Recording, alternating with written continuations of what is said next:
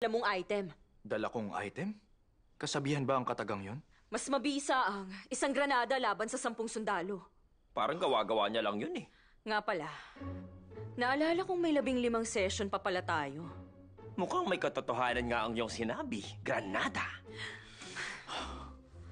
Pag binato mo yung lalagyang puno ng pulbura, BOOM! Sasabog yun. May ganun na kami rito. Lumilipad na kulog.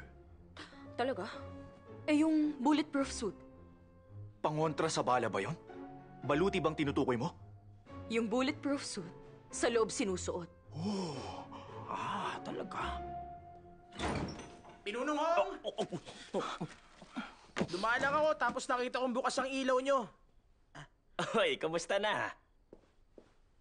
Teka, ba't ka nakikipag-share rito nang wala ako? Buti pa yung dalawa, inibita mo. Pintis ako. Ikaw ba to? Lising Mang! Butit, buhay ka pa! Nag-alala ko para sa iyong kaligtasan.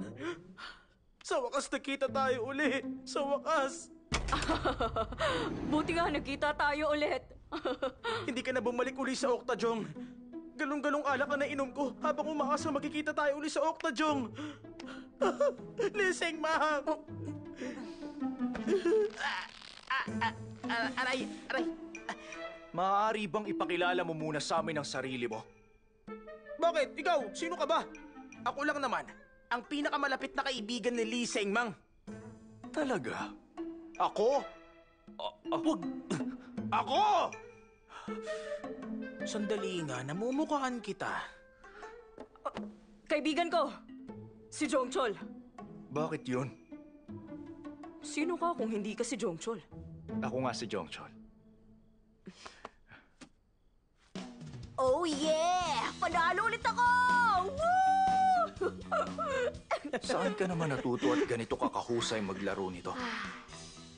Sinayang ko ang kabataan ko sa pagsusugal. Kaibigan nga talaga kita. Pareho tayo. Ganyan din ako Hoy! Mukhang swerte sa kinauupuan mo ah! Nagtatago ka ba ng mga baraha? Hindi madaling makakuha ng magandang baraha. Sisihin mo yung kamalasan mo, hindi yung swerte ko. O siya, laro pa tayo. Gagawin ng matatalo ang hiling ng panalo. Ayusin mo naman yung sombrero mo. Insider.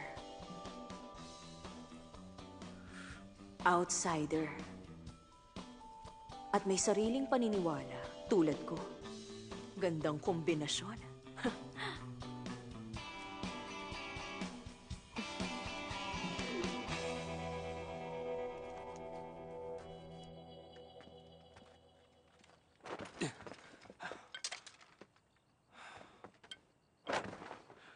Halika, tulungan kita. Natutunan ko yan sa Noltwigi. Kakaiba talaga ang babaeng yon.